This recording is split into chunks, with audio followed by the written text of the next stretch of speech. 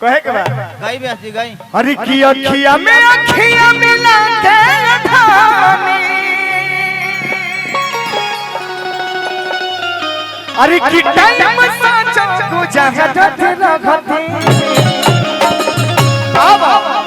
ए धनिया ब्यूटी बनाऊ तू रोज हम निहारत रहती ए धनिया ब्यूटी बनाऊ तू रोज हम निहारत रहती।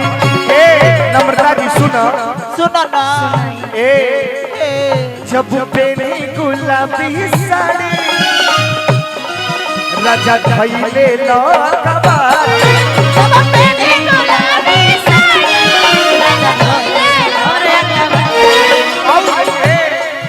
पढ़ने मन लगे हमारा चंदन भैया जब मैडम कही के पढ़ने मन लगे और कहे के बा ए बियर खराक वाली सुन आदि अखिया में अखिया मिला के धानी भाई हो आहा आदि अखिया में अखिया मिला के धानी टाइम साचा